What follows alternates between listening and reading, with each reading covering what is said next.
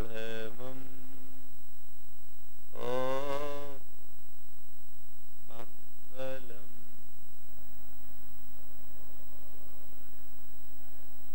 जय बोलो देवादिदेव 1008 श्री भगवान महावीर स्वामी की, अहिंसा परमो धर्म की जय जय जय। परम पूज आचार्य गुरुवर श्री विद्यासागर जी महाराज की जय जय जय। परम पूज्य मुनि श्री प्रमाण सागर जी महाराज की जय जय जय। मुनि श्री विराट सागर जी महाराज की जय जय जय। एक आदमी अपना मकान बना रहा।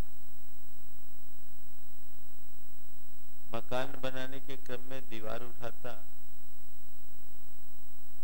5-7 फीट तक दीवार उठती और बार बार ढह जाती थी। काफी दिनों से वो परेशान था, उसका मकान बन नहीं पा रहा। एक दिन किन्हीं संत का उधर से गुजरना हुआ और उसने अपनी पीड़ा उनके समक्ष प्रकट की। संत ने उसके दीवार को देखा और कहा कि भाई तुम्हारा मकान कैसे बनेगा? क्यों? बोले तुम दीवार तो उठा रहे हो पर इसकी नींव कहाँ है? गुरुदेव, लोग बड़े बेवकूफ है जो अपना बहुत सारा समय और पैसा उस नींव में लगा देते जो नजर भी नहीं आती। मैं अपना मकान बनाऊंगा बगैर नींव के बनाऊंगा। संत उसकी बात को सुनकर जोर से हंस पड़े और कहे, बस मुझे हंसी आ रही है तुम्हारी नादानी पर कि तुम अपना मकान बिना नींव के खड़ा करना चाहते हो। जैसे बिना नींव के मकान नहीं बनता, वैसे ही बिना धर्म के जीवन नहीं चलता। जो स्थान किसी मकान के निर्माण में नींव की है, वही स्थान जीवन के निर्माण में धर्म का है। नींव मकान में स्थिरता देता है तो धर्म जीवन में स्थिरता लाता है। आज के युग में मनुष्य के जीवन में सबसे बड़ी अगर कोई आवश्यकता है तो स्थिरता की है। सब कुछ उसके पास है लेकिन ठहराव नहीं है। भागम भाग है, आपाधापी है और उसके परिणाम स्वरूप अतिरिक्त तनाव है। हर आदमी प्रेशर में जी रहा है। इस तनाव युक्त जीवन में स्थिरता कैसे लाए, ठहराव कैसे लाए, हमें इस विषय पर बहुत गंभीरता से सोचना है। धर्म ही एक ऐसा तत्व है जो जीवन के तमाम उतार चढ़ावों के मध्य भी ठहराव लाने का रास्ता दिखाता है। जब कभी भी धर्म की हम लोग बात सुनते हैं या बात करते हैं तो हमारी दृष्टि धर्म की क्रियाओं पर केंद्रित हो जाती है। आपके सामने मैं किसी धर्मी व्यक्ति की बात छेड़ूं तो आपके मानस पटल पर कैसा चित्र उभरेगा? ये आदमी बड़ा धर्मी है। अगर किसी व्यक्ति के विषय में कहा जाए ये आदमी बड़ा धर्मी है तो मैं आपसे पूछता हूं क्या इमेज बनेगी आपकी कल्पना में? हा? धर्मी बनेंगे तो ये आदमी रोज मंदिर जाता है, पूजा पाठ करता है, भगवान की सेवा पूजा करता है, गुरुओं की भक्ति करता है, खूब दान देता है, व्रत उपवास करता है, परोपकार का कार्य करता है। कुछ इसी तरह की छवि न बनती है? हा? हमने धर्म को जब भी समझा तो उसकी क्रियाओं में समझा। पर ध्यान रखना, धर्म केवल आचार नहीं, धर्म एक विचार है। ये कोरी प्रक्रिया नहीं, ये एक प्रयोग है। मैं सम्मेद शिखर जी में था, दिल्ली का एक परिवार आया और उनके साथ एक 22 साल का MBA पास लड़का था। पिता ने इशारा किया कि महाराज इससे कहो ये धर्म से दूर रहता है। मैं उसकी तरफ देखा तो छूटते ही बोला, महाराज मुझे धर्म का मतलब समय की बर्बादी दिखती, मैं धर्म नहीं कर सकता। मैंने पूछा क्यों? बोले महाराज जी मेरे पापा हैं, रोज सुबह 5 बजे मंदिर जाते हैं, 9 बजे आते हैं, लेकिन मंदिर से घर आने के बाद इनका कोई ईमान ही नहीं बचता। महाराज इनको गुस्सा तो इतना आता है जिसका कोई हिसाब ही नहीं, और व्यापार के क्षेत्र में इनका एक ही सिद्धांत है, बस पैसा आना चाहिए चाहे जैसे आए। कोई नीति नहीं, कोई ईमान नहीं, कुछ नहीं। और महाराज थोड़ा भी पेशेंस नहीं है, अगर किसी से थोड़ी सी गलती हो जाए तो आसमान फाड़ डालते हैं। महाराज ऐसा ही हाल मेरी मम्मी का भी है। ये खूब मंदिर में पूजा करती है, आप लोगों के प्रवचन भी सुनती है, लेकिन महाराज मुझे लगता है ये लोग अपना समय बर्बाद कर रहे हैं, क्योंकि इतना सब कुछ करने के बाद भी इनके अंदर जब कोई परिवर्तन नहीं, तो फिर हम धर्म क्यों करें? हमें धर्म करने की प्रेरणा क्यों दी जाती है? मैं समझता हूं ये सवाल उस युवक का नहीं, ये सवाल आज हर उस व्यक्ति के मन में उत्पन्न होता है जो तथाकथित धार्मिकों के जीवन व्यवहार को नजदीकी से देखता है और उस पर कुछ विचार करता है। अगर धर्म को एक क्रिया के रूप में आत्मसात करोगे तो हो सकता है तुम्हारे साथ ऐसा ही हो, लेकिन धर्म को जीवन के रूपांतरण का प्रयोग बना करके स्वीकार करोगे तो तुम्हारा अनुभव कुछ और होगा। उसने जब मुझसे कहा तो मैंने कहा मैं तुमसे उस धर्म की बिल्कुल चर्चा नहीं करना चाहता जो तुम्हारे पिताजी करते हैं या तुम्हारे माँ करते हैं। मैं उस धर्म की तुमसे बिल्कुल चर्चा नहीं करता। तो महाराज और भी कोई धर्म है क्या? हम बोले बिल्कुल धर्म जो है बिल्कुल अलग है। मैंने उससे क्रॉस किया, तुम मुझे धर्मी मानते हो कि पापी? बोले महाराज आप तो धर्मात्मा हो। हमने कहा मुझसे तुम्हारी कोई शिकायत? बोले नहीं महाराज आप लोग तो बिल्कुल अलग हो। मैंने पूछा ये बताओ क्या मैं पेट से ऐसा बन के आया क्या? थोड़ा वो सकपकाया। क्या मैं जन्म से ऐसा था? नहीं महाराज आपने दीक्षा ली, दीक्षा लेने के बाद मुझ में कुछ बदलाव दिखता है। बोले महाराज आम इंसान में और आप में बहुत अंतर है। हमने कहा ये अंतर किसका है? ये अंतर किसका है? ये परिवर्तन किसका है? वो कुछ बोल नहीं सका। मैंने कहा बस इसी परिवर्तन का नाम धर्म है, ये धर्माचरण का प्रताप है। एक समय ऐसा भी था जब मैं भी तुम्हारी जिस तरह युवा था और धर्म से उतना ही दूर रहता था जितना आज तुम हो, लेकिन मैंने जिस दिन धर्म का मर्म समझा, गुरु की कृपा से उस मार्ग को पकड़ा और धर्म को अपने जीवन व्यवहार में उतारा, तो मेरे जीवन का तो रंग ढंग ही परिवर्तित हो गया। आज तुम्हें लगता है कि मेरे जीवन में कोई कष्ट है, पर मुझे लगता है दुनिया में मुझसे मस्त और कोई है ही नहीं। सबसे ज्यादा मस्ती तो मेरे भीतर है, मेरे भावों में और मेरे बर्ताव में जो परिवर्तन है ये मेरे धर्माचरण का फल है। तो मैं तुमसे कहना चाहता हूँ उन धर्मियों को मत देखो जो धर्म करते हुए भी अपने जीवन में कोई बदलाव नहीं लाते। उन्हें देखने की कोशिश करो जो धर्म करते हैं और अपने जीवन में आमूल चूल परिवर्तन घटित कर सकते हैं। तुम चाहो तो तुम भी ऐसा कर सकते हो। धर्म एक अनुष्ठान है, वो अनुष्ठान तभी सार्थक होगा जब हम उसके प्रयोजन को सामने लेकर के चले।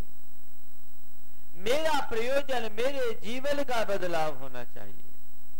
मैंने उससे कहा कि तुम चाहते हो कि मैं अपने नेगेटिव इमोशंस को कंट्रोल करूं? बोले चाहता हूं। मैंने कहा तुम चाहते हो कि मैं बैड हैबिट्स पर अंकुश रखूं? बोले चाहता हूं।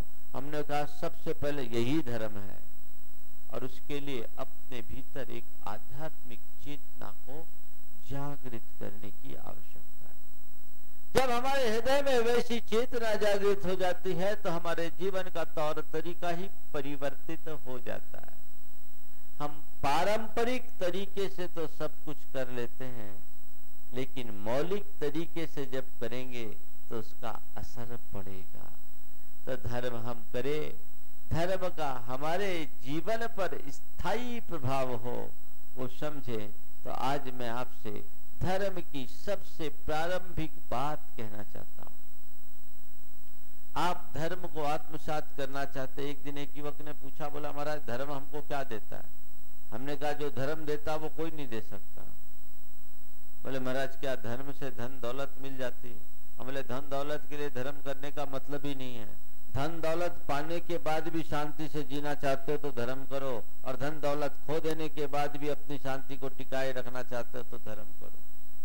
धन दौलत पाना बहुत सरल है, लेकिन शांति को प्रकट कर पाना, शांति को टिका पाना बहुत मुश्किल है।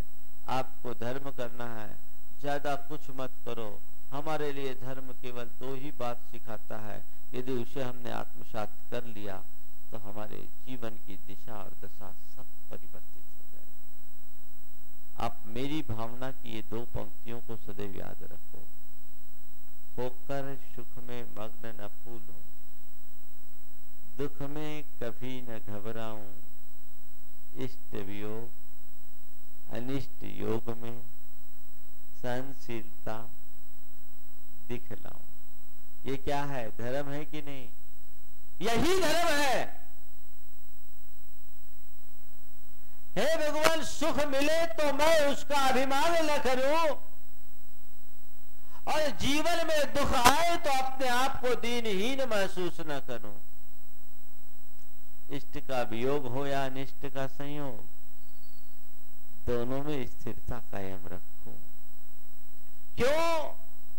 क्योंकि धर्म कहता है कि संसार के सारे संयोग मेरे हाथ में नहीं है, वे सब कर्म के अधीन है। कर्म जब अनुकूल संयोग देता है तो सब अनुकूल मिल जाता है, और कर्म का संयोग जब प्रतिकूल होता है तो सारी स्थितियां उल्टी हो जाती है। धर्म कहता है बस कर्म के इस खेल को केवल देखो, और खेल का आनंद भी लेना है तो केवल खिलाड़ी बन करके लो। दुनिया में ऐसा कोई भी खेल आपने देखा जिसमें केवल जीत हो? हाँ? है ऐसा कोई भी खेल जिसमें केवल जीत हो? नहीं महाराज, अगर केवल जीत हो, हार नहीं, तो वो खेल ही नहीं। यही जीवन है। ऐसा किसी का जीवन नहीं जिसके जीवन में सदैव सुख हो। सुख के साथ दुख न हो तो जीवन का मजा ही नहीं है। ये तो एक चक्र है जो कर्म के चक्र के साथ चलता है। इसको समझने वाला इंसान कभी भटकता नहीं। हम धर्म को जब भी समझते हैं तो मुझे लगता है कि धर्म के मर्म को समझकर धर्माचरण करने वाले लोग बहुत विरल हैं। तीन तरह से लोग धर्म करते हैं। एक वे लोग जिन्होंने माँ बाप के संस्कार वश धर्म करना सीखा है। बचपन से हमें सिखा दिया गया कि धर्म करो, उससे जीवन सुखी होगा। हमने धर्म करना शुरू कर दिया। दूसरी अवधारणा है कि धर्म करेंगे तो हमारा दुख दारिद्र दूर होगा, संकट टलेगा, नरक से बचेंगे, स्वर्ग जाएंगे। ये एक लालच। और भय से मिश्रित भावना।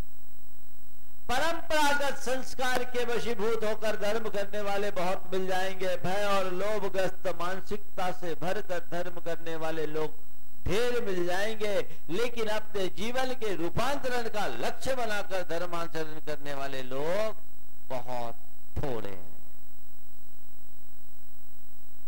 अपना अंतर विश्लेषण करके देखो कि तुम्हारा स्थान कौन सा है, पहला है, दूसरा है या तीसरा। माँ बाप ने संस्कार दिया धर्म करने का, यह हमारा सौभाग्य है।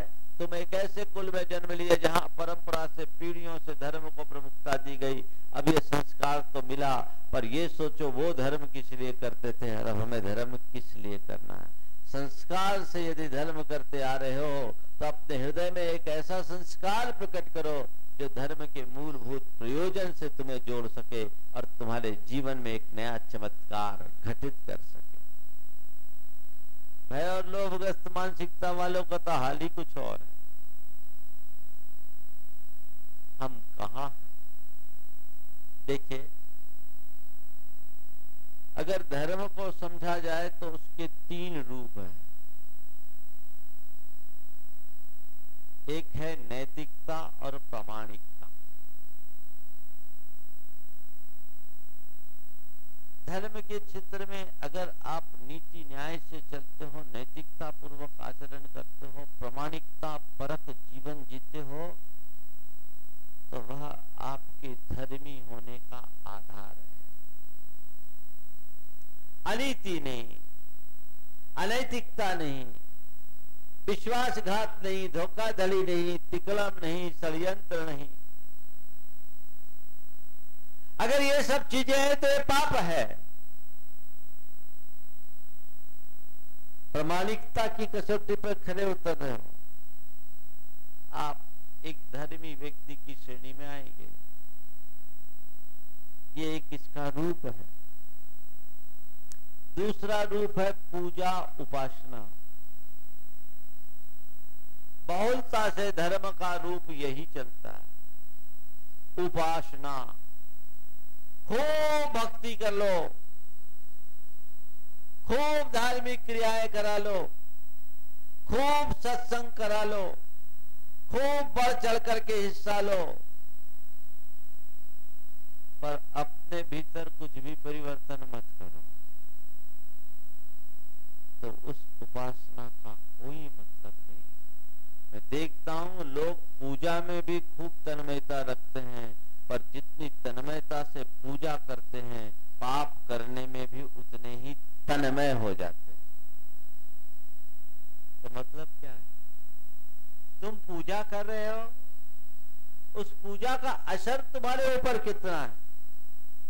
एक अगरबत्ती अगर कमरे में जलाते हो, अगरबत्ती बुझ जाने के बाद भी घंटे भर तक उसकी गंध होती है कि नहीं? जब तक जली तब तक तो उसकी सुवास रही, पर अगरबत्ती के बुझ जाने के बाद भी घंटे भर तक उसकी गंध रहती है। तुम 2 घंटा भगवान की पूजा करते हो मंदिर में, और उस पूजा का असर घर जाने तक टिकता है कि नहीं टिकता, ये पूछो। अगरबत्ती से भी गए बीते हो गए कि नहीं? बोलो, हाँ हो गए। हम कहाँ हैं? पूजा उपासना। उपासना किसको कहते हैं? जो हमारी वासना को शांत करे, वही है सच्ची उपासना। पूजा भक्ति खूब करे और अपने भीतर कोई परिवर्तन न करे, तो ये एक बहुत बड़ी आत्मवंचना है। हमारा पहला लक्ष्य होना चाहिए परिणाम शुद्धि का। जीवन में सकारात्मकता को प्रकट करने का प्रयास करना चाहिए। यदि ऐसा हम करेंगे तो हमारे जीवन में रूप ही कुछ और होगा। ये पूजा उपासना धर्म है, पर उसी के लिए जिसकी चेतना जागृत है। विज्ञान कहता है कि मनुष्य अपने हृदय में जब किसी उच्च आदर्श को स्थापित कर लेता है, तो वही उसकी समस्त वृत्तियों और प्रवृत्तियों का संप्रेरक बन जाता है। और जीवन में एक बहुत बड़ा बदलाव घटित करता है। पूजा उपासना से बदलाव होता है, लोग जुड़ते हैं और जुड़ने के बाद एक बहुत बड़ा परिवर्तन भी घटित कर लेते हैं। आपके बीच में रहने वाले बहुतों में परिवर्तन हो सकता, आपने भी अपने भीतर ये परिवर्तन घटित किया हो, लेकिन कब? जब जिस आदर्श को पूज रहे हो उस आदर्श को हृदय में स्थापित किया हो तब। हृदय में आदर्श को स्थापित किया हो तब, अन्यथा नहीं। तो हम पूजा करें जीवन को पवित्र बनाने के लिए। आप लोग पूजा करते हैं पुण्य करने के लिए, पुण्य कमाने के लिए। मैं कहता हूं पुण्य कमाने के लिए पूजा करना बंद कर दो। पुण्य कमाने के लिए पूजा मत करो, जीवन को पुण्य बनाने के लिए पूजा करो। आज नहीं कल तुम पूज्य बन जाओ। पुण्य बनाने का मतलब पवित्र बनाओ, अपने भीतर बदलाव लाओ। देखो जीवन में क्या रस प्रकट होता है, कैसा आनंद आता है, उसका मजा ही कुछ और होगा। तो जीवन को पुण्य बनाने की चेष्टा हमारी हो। पुण्य कब बनेगा? जब हमारी सोच में बदलाव हो, जब हमारी प्रवृत्तियां सुधरेगी, चिंतन की धारा परिवर्तित होगी, जीवन पुण्य बनेगा। वो हमारे मन में घटित हो और वह तभी होगा जब अंतर मन से हम धर्म को आत्मसात करके चलेंगे। ऊपरी मन से धर्म करने वालों पर कोई असर नहीं। शिष्य गुरु चरणों में वर्षों से रह रहा था। एक दिन उसने गुरु से कहा, गुरुदेव इतने वर्ष बीत गए आपके पास रहते रहते, अभी तक मुझे कुछ लाभ नहीं मिला।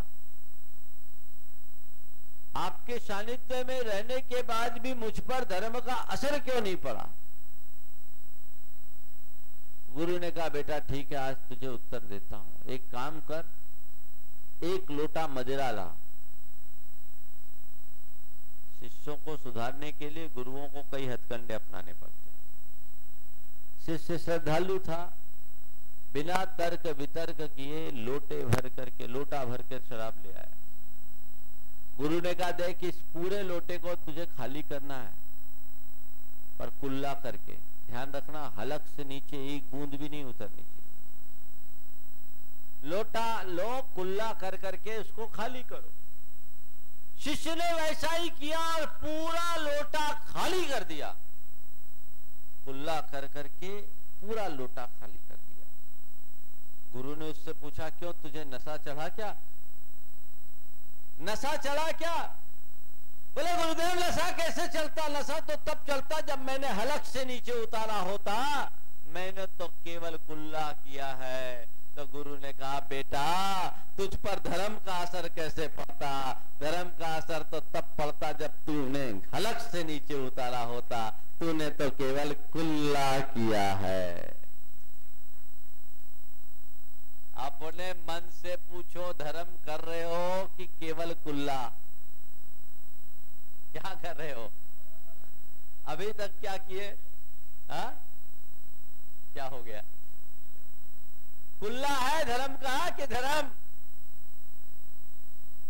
अगर कुल्ला है तो हमें बहुत सोचना होगा, और अगर हम दो बूंद भी नीचे उतार लें तो हमारा जीवन धन्य हो जाएगा। कोशिश कीजिए उस बदलाव की। पूजा उपासना के प्रयोजन को समझिए। हमारे शास्त्र बोलते हैं कि पूजा उपासना से कर्मों की गाढ़ निर्जरा होती है, पाप कटते हैं। आपकी जिंदगी बीत गई पूजा करते करते, अनुभव किया कि मेरी निर्जरा हुई या नहीं? कभी महसूस हुआ कि मेरे पाप कटे? बोलो नहीं, तो फायदा क्या है? कल से पूजा बंद। महाराज हम तो ऐसे ही प्रवचन चाहते हैं। क्या मतलब महाराज ने कह दिया जब तक आज तक तुम्हारी पूजा से पाप नहीं कटे, तुम्हें पता ही नहीं लग रहा है, तो फोकट की पूजा करने से क्या फायदा है ना। तो मेरा प्रवचन सुन करके तुम कल से यही करोगे, पूजा बंद करोगे, क्या करोगे महाराज? पाप काटने की प्रक्रिया को समझे। पूजा करने से पाप कटते, इसमें कोई संशय नहीं, लेकिन किसके? जो जागृत मन से पूजा करता है उसके, हृदय से भर करके जो पूजा करता है उसके, प्रभु का हो करके जो पूजा करता है उसके, स्वरूप को समझ करके जो पूजा करता है उसके। रूटीन की तरह पूजा करोगे तो तुम्हारी तो बस ई विधि छाणो हो से शुरू हुआ और शांतिनाथ मुख शशि निहारी में खत्म हो गया।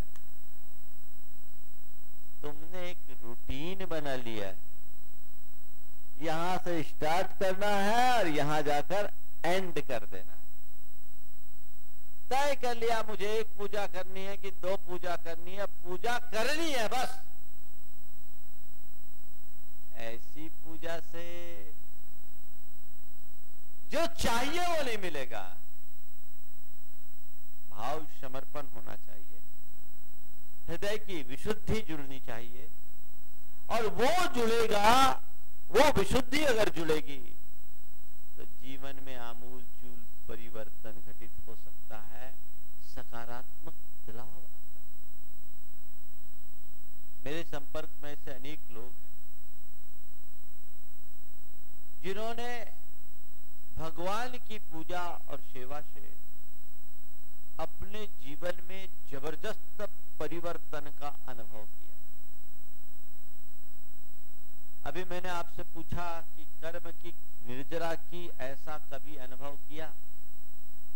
आप सबका उत्तर नकारात्मक था, लेकिन अभी जब मैं इसको खोलूंगा तो आप सब कहोगे अरे ये तो हमने भी अनुभव किया। देखिए क्या है कर्म की निर्जरा करने का अनुभव। कर्म एक प्रकार की कलुषता है, कलंक है ना, मैल है। तो कपड़े में मैल लगा, उसको धोएंगे तो क्या होता है? उज्ज्वलता प्रकट होती है। मैल हल्का होता है, उज्ज्वलता प्रकट होती है, तो आपको लगता है कि नहीं हमारा काम ठीक है, साबुन हम ठीक घिस रहे हैं। पूजा में आपने कर्म की निर्जरा की, यानी हमारी आत्मा में लगा कर्म का मैल छटा, और मैल छटा तो उसका प्रभाव दिखना ही चाहिए कि हमारे अंदर उज्ज्वलता, निर्मलता, विशुद्धि, पवित्रता प्रकट हुई। और यदि ये प्रकट हो गई तो समझ लेना हमने कर्म की निर्जरा कर ली। बोलो, पूजा करते करते ऐसी विशुद्ध भाव मन में आते कि नहीं आते? उज्ज्वलता दिखती कि नहीं दिखती? पवित्रता दिखती कि नहीं दिखती? बोलो, कभी महसूस किया? तो जिस दिन तुमने ये महसूस किया समझ लेना आज मैंने कर्म झड़ा लिया। झड़ता है, सोच में एक बदलाव घटित होता है, अपने अंदर सहनशीलता आनी चाहिए, उदारता आनी चाहिए, क्षमा का भाव आना चाहिए,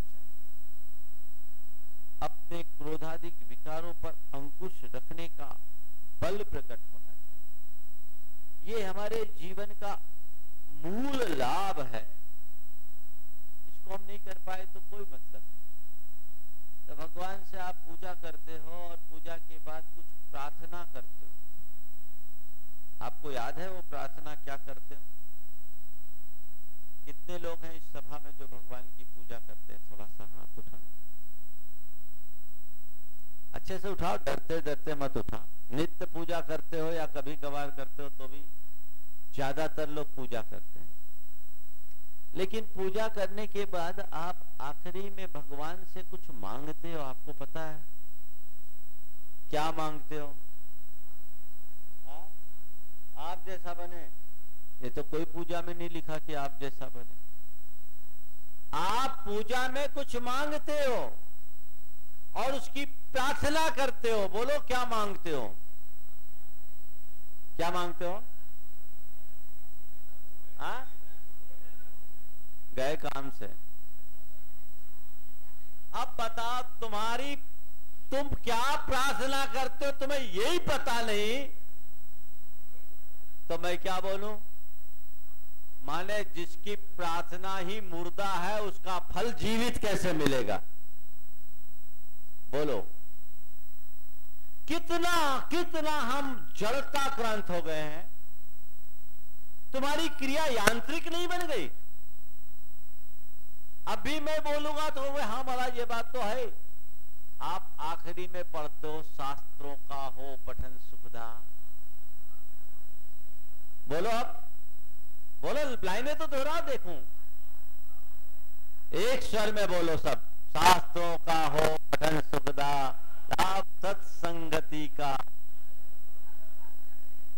दोष ढाकू सभी का, बोलूं प्यारे वचन हित के, आपका रूप ध्याओ, तोलों सेऊं चरण जिनके, मोक्ष जो लो न पाऊं, हे जगबंधु जिनेश्वर, पाऊं तव चरण शरण बलिहारी, मरान समाधि सुदुर्लभ, कर्मों का क्षय हो सदा सौख्य कार्य। ये बोलते हो कि नहीं? इसका मतलब ही नहीं समझा तुमने। हमने कितनी बड़ी प्रार्थना की थी भगवान से। अब बताओ, प्रार्थना करते करते भी तुम्हें प्रार्थना का ध्यान नहीं तो क्या होगा? होता है ऐसे ही लोगों का पूजन, ऐसे यांत्रिक पूजा होती है। एक जगह निर्वाण लड्डू चल रहा था, निर्वाण कांड था। उस मंदिर में हर भगवान के कल्याणक मनाने की प्रक्रिया थी, तो बिना माइक के चल रहा था। एक अम्मा जी की आवाज थोड़ी तेज थी और निर्वाण कांड बोल रहे थे, ऊंची आवाज थी। वो बोलते बोलते बोलते बोलते एक लाइन आई, उसमें वो बोल पड़ी, दो बलभद्र मुफ्त में गए। जबकि लाइन है, दो बलभद्र मुकद्दी में गए। हमने कहा इनकी पूजा भी मुफ्त में गए और मुकद्दी को मुफ्त में गए कर लिया। अब बोलिए हम क्या कर रहे हैं? आत्मतोष कर रहे हैं कि नहीं? मैं पूजा कर रहा हूं। पूजा है कहां? आप रोज पूजन करते, आपको यही पता नहीं कि हम भगवान से आखिरी में क्या प्रार्थना करते हैं। हे भगवान, शास्त्रों का हो पठन सकता, हमेशा शास्त्रों का अभ्यास करूं, लाभ सत्संगति का, संतों का लाभ मिले। और आपको क्या होता है, यहाँ भगवान से कहते लाभ सत्संगति का, और महाराज का प्रवचन हो रहा है, दुकान में ले थोड़े भगू खड़ी देख रहे हो। भगवान से प्रार्थना कर रहे हो लाभ सत्संगति का, और कह रहे नहीं 9 बज गए, 8:30 बज गए, प्रवचन तो 9:30 तक चलेंगे। चलो, सदवृत्तों का सुयश कह के दोष ढाकू सभी का, गुणवानों का मैं गुणों का बखान करूं और दूसरों के दोष को ढांकूं। दोषवादे च मौनम, गुण वालों के गुणों की कद्र करूं और दोष दिख जाए तो उसे ढांकूं। बोलूं प्यारे वचन हित के, मुख से मीठे बोल बोलूं, ये प्रार्थना भगवान से करते हो कि नहीं? अब मैं आपसे कहता हूं, अब तक तुमने जड़ प्रार्थना की, अब से चैतन्य प्रार्थना करना शुरू कर देना, तुम्हारे जीवन की जड़ता अपने आप मिट जाएगी। तो पूजा उपासना धर्म का सबसे सरल रूप है, पर इसमें जितनी विकृति है मैं समझता हूं उतनी किसी में। इस विकृति को दूर रखना। जिसके लिए मैं पूजा करता हूं, जिसके लिए मैं उपासना करता हूं, वो मेरे आंखों से ओझल नहीं होना चाहिए, वो मेरी दृष्टि से दूर नहीं होना चाहिए। यदि वो हो, टिका रहे, तो जीवन का मजा ही कुछ और है। और धर्म का तीसरा रूप जो उसका वास्तविक और मौलिक रूप है, वो है आध्यात्मिक जागरण। आध्यात्मिक जागरण। धर्म का आचरण किया तो मेरे भीतर एक आध्यात्मिक क्रांति घटित होनी चाहिए, जो मेरे सोच को बदल डाले, जिससे मेरी प्रवृत्ति बदल जाए, जो मेरे चिंतन में बदलाव ले आए, मेरी चर्या में परिवर्तन ले आए, मेरे भाव को बदल दे, मेरे बर्ताव को सुधार दे। वो है धर्म का सच्चा रूप।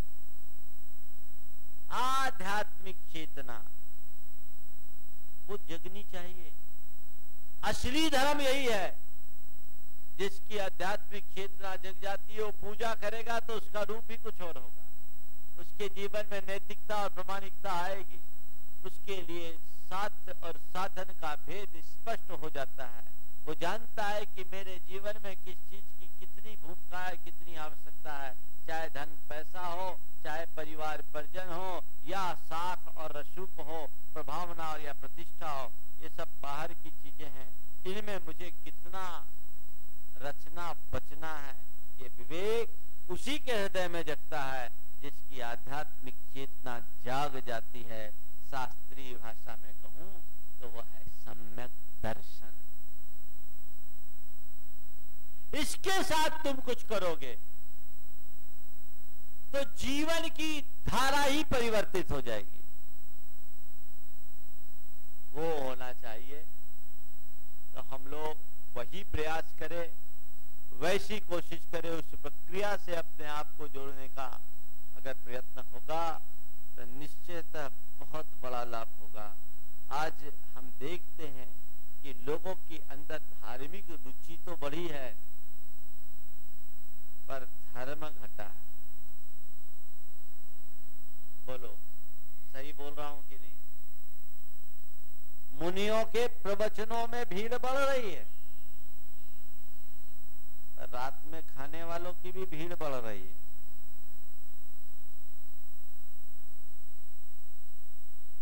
मौज मजा करने वालों की भी भीड़ बढ़ रही है। और वहां भीड़ बढ़े तो भी मुझे कोई अचंभा नहीं। अचंभा तो तब होता है जब सुबह मुनियों के प्रवचन में आगे की पंक्ति में बैठते हैं और शाम को जाने के बाद पार्टी में भी उतना ही रस लेते हैं। बोलो, ये हो रहा है कि नहीं हो रहा? तो धार्मिकों की संख्या बढ़ रही है तो पाप की प्रवृत्ति भी निरंतर बढ़ रही है। इसकी वजह क्या है? वजह एकदम साफ है कि लोग धर्म तो कर रहे हैं ऊपर से, धर्म के मर्म को नहीं जान पा रहे। जिस दिन तुम इसे जान जाओगे, तुम्हारे भीतर एक नैसर्गिक परिवर्तन घटित होगा। तुम्हारे मन की सारी असद इच्छाएं शांत हो जाएगी। जीवन की धारा बदल जाएगी। वो बदलना चाहिए। दो तरह के लोग होते हैं, एक धार्मिक और एक धर्मात्मा। धार्मिक वो जो लोक में धर्म की क्रिया करता हुआ दिखाई पड़ता है। जो धर्म की क्रिया करे वो धार्मिक, और जो धर्म को आत्मा में बसा ले वो धर्मात्मा। धर्म की क्रिया करने वाले धार्मिक का धर्म उसके पूजा स्थल तक सीमित रहेगा, और धर्मात्मा का धर्म उसके प्रत्येक विचार और व्यवहार में प्रतिबिंबित होगा। अपने भीतर झांक कर देखो, कौन बैठा है, धार्मिक या धर्मात्मा? अधर्मी तो तुम लोग नहीं हो, इसमें कोई डाउट नहीं। अधर्मी होते तो यहां नहीं आते। अधर्मी नहीं हो, लेकिन अपने भीतर झांक कर देखो, धार्मिक हो कि धर्मात्मा हो। क्या हो? मान लो यहां बैठे सब धर्मात्मा है, सबको सर्टिफिकेट दे दो। क्यों? हाँ, क्या है? धार्मिक है। चलो कोई दिक्कत नहीं है, धार्मिक होना भी बुरा नहीं है, लेकिन पहली क्लास में कब तक रहोगे? एक स्टेप आगे बढ़ो, धार्मिक से धर्मात्मा बनने के रास्ते को अंगीकार करो। धार्मिक ही बने रहोगे तो वहीं अटके रहोगे। और जिस दिन तुम्हारे हृदय में धर्मात्मापन प्रकट हो जाएगा, एक दिन परमात्मा बन जाओगे। धार्मिक परमात्मा नहीं बनता, वो परमात्मा का भगत बना रहता है, लेकिन धर्मात्मा ही परमात्मा बनता है। बात समझ में आ रही? क्या करना है? अरे महाराज हमको तो धार्मिक ही बने रहने दो, सब परमात्मा बन जाएंगे तो पूजेगा कौन? बड़ी विडंबना है।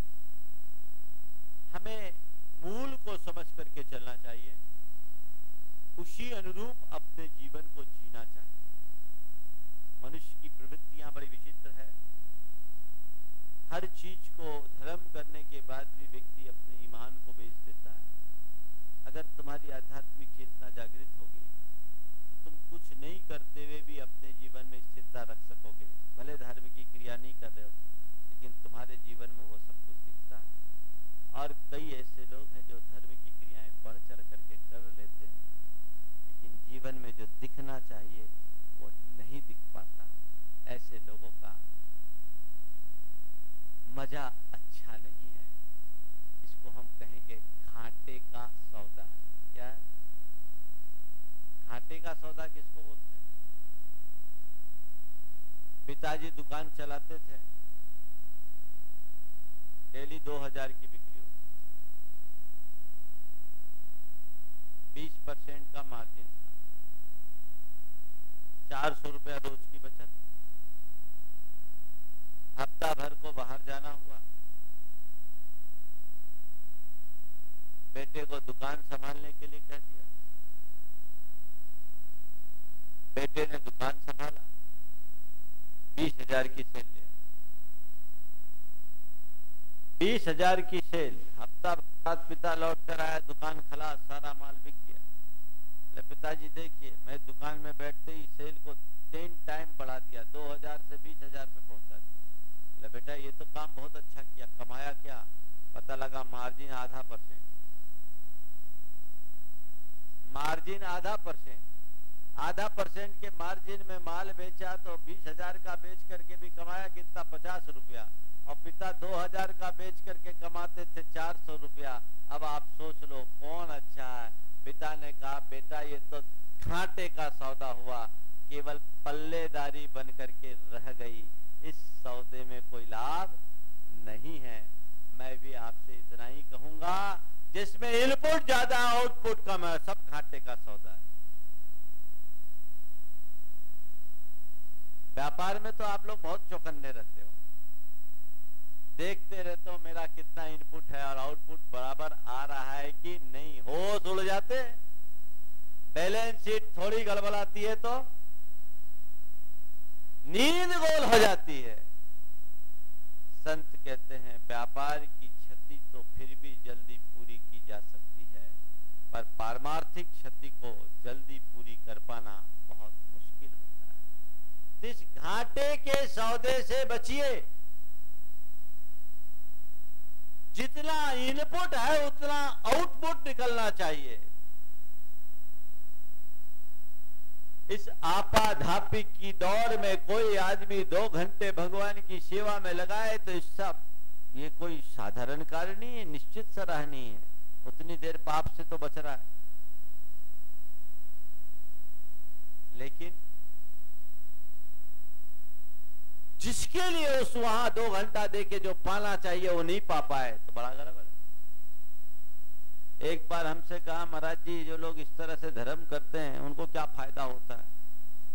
बोले धर्म करके आते घर में वही चिल्ला चोट करते, महाराज क्या फायदा है ऐसा धर्म से? बोले तू बिल्कुल भावना भा कि तेरे पिताजी 2 घंटे मंदिर में रहते, उसकी जगह 8 घंटे रहने लगे। बोले क्यों महाराज फिर क्या होगा? हमने कहा कम से कम 8 घंटे तो तू शांति से रहेगा।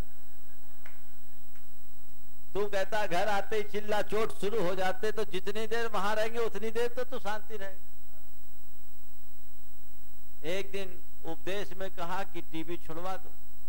टीवी छोड़ने के लिए मैंने कहा, एक अम्मा जी कही महाराज आज से टीवी को सोगन टीवी छोड़ूं, तो उसकी बहू ने कहा महाराज इनकी टीवी मत छुड़वा।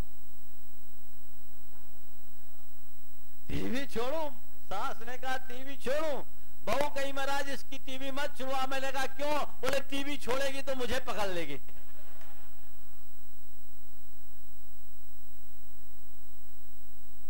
तो उस दृष्टि से भी मैं इसको सकारात्मक लेता हूं कि 2 घंटे 4 घंटे मंदिर में बैठे, उतनी देर गांव में शांति तो है। पर हाँ, मंदिर में तो अशांति मत करो। अपने भीतर एक बदलाव आना चाहिए और यही बदलाव हमारे जीवन की एक उपलब्धि होगी। आज गुलाबपुरा में आना हुआ। कहते हैं मेवाड़ का गेटवे है और मेवाड़ भारत का एक बड़ा ऐतिहासिक प्रदेश रहा है। त्याग और बलिदान की धरती है। यहाँ लोगों ने अपने धर्म का पालन किया, आत्म धर्म का भी पालन किया, राष्ट्रीय धर्म का भी पालन किया। हम अपने भीतर एक नव संकल्प सृजित करें अपनी चेतना के रूपांतरण का, अपने जीवन के बदलाव का, तो आपका इस सत्संग समागम में आना सार्थक होगा। बाकी इधर से सुने इधर से निकाले तो कोई मजा नहीं। ये तो हम करते ही रहते हैं। तो मैं समझता हूं अभी तक कुल्ला में आप लोगों ने रस लिया हो। आज से ही सही आचमन शुरू हो जाए, हल्का फुल्का ही सही, एक छोटा सा डोज भी भीतर चले जाए तो वह हमारे जीवन को परिपक्व। शाकाहारी था, दूध पीता, तो दूध के लिए एक दूध वाले को बोल दिया था और वो उसकी केन नीचे रख देता, बोतल नीचे छोड़ देता था और सुबह आकर के वो अपना बोतल जब उसकी नींद खुलती उठा ले जाता। 3 साल में महीने में 25 दिन उसे बोतल दूध की जगह पानी से लबालब मिली, पर वो बिना नागा फुल पेमेंट किया और अपना शोध पूर्ण करने के उपरांत उसने जो टिप्पणी की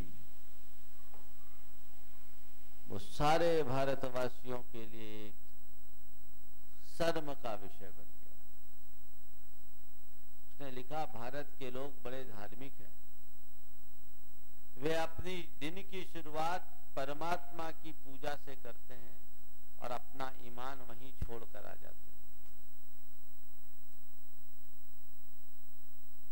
अपने दिन की शुरुआत परमात्मा की पूजा से करते हैं और अपना ईमान वहीं छोड़ आते हैं। अपने अंदर बदलाव लाइए। हम धर्म की क्रिया कम करें कोई बात नहीं, लेकिन अधर्मपूर्ण व्यवहार न करें, ये भी हमारे जीवन की एक बड़ी उपलब्धि है। आप लोग बोलते हैं ना, देते हैं भगवान को धोखा, हिंसा को क्या छोड़ेंगे। और वाकई में भगवान के साथ धोखाधड़ी का एक बड़ा केस मेरे पास आया, सुना दूं? इंसान के साथ तो धोखाधड़ी के बहुत केस, पर भगवान के साथ एक आदमी ने बड़ा विचित्र धोखा किया। भगवान भी बेचारे फंस गए। हुआ ऐसा कि एक किसान था, भगवान का बड़ा भक्त था, पर वर्षा ठीक न होने के कारण, प्रकृति की अनुकूलता न बैठने के कारण पिछले 5 वर्षों से उसकी फसल खराब हो रही। उसने भगवान की सेवा पूजा की, भगवान उससे प्रसन्न हो गए। भगवान ने पूछा, क्या मांगते हो, क्या चाहते हो? बोले, भगवान 5 साल हो गए, फसल चौपट हो रही, दाने दाने को मोहताज हो रहा, कुछ तो कृपा करो। भगवान ने कहा, ठीक है, मैं कृपा करूंगा, पर फ्री फोकट में नहीं, कुछ रिटर्न चाहिए। बोले, भगवान जो चाहिए सो ले लो, सब आपका। बोले, कुछ नहीं, तुम खेती करोगे, मेहनत करोगे, मैं प्रकृति की अनुकूलता बनाऊंगा, पानी में बरसाऊंगा, समय समय पर सारा काम हो जाएगा। जब जब सिंचाई का समय आएगा तुम्हारे खेत में पानी बरसेगा, लेकिन एक कंडीशन है। बोले, क्या? जो फसल तैयार होगी उसमें पार्टनरशिप होगा 50-50% का। भगवान एक्सेप्ट, स्वीकार है। आप पानी बरसाना, पूरा ख्याल रखना, मैं बीज बोऊंगा, हल जोतूंगा, बाकी बैलेंस आपका, संतुलन बनाना आपका काम है। फसल आधी आधी पकती, भगवान खुश हो गए। आधी फसल भगवान। अब किसान ने कहा भगवान आप ये और बताओ, आप नीचे की फसल लोगे कि ऊपर की? भगवान ने सोचा फसल तो ऊपर होता है, बोला मैं तो ऊपर की फसल लूंगा। तो भगवान पक्का ऊपर की सारी फसल आपकी, नीचे की मेरी। भगवान ने कहा ठीक। अब बहुत अच्छी बारिश हुई, खूब तगड़ी फसल आई। फसल पकने के बाद जब भगवान नीचे आए, बोले भैया फसल, बोले भगवान ले लो आपने क्या कहा था? बोले ऊपर की फसल में। बोले भगवान ये सब ऊपर की आप ले लो, नीचे की मेरे लिए छोड़ दो। भगवान खेत में गए तो बहुत चक्कर रह गए, क्योंकि उसने मूंगफली बोई थी। सारी मूंगफली की फसल नीचे, भगवान को घास फूस में संतुष्ट होना पड़ा। भगवान ने कहा तुमने तो चकमा दे दिया। बोले भगवान आपने जो कहा था सो मैंने किया, मेरा इसमें क्या अपराध? आप बोलो, आप बताओ अगली बार आप क्या करो? बोले इस बार मैं नीचे की फसल लूंगा। तो भगवान नीचे की सारी फसल आपकी, ऊपर ऊपर की मैं ले लूंगा। हाँ ठीक।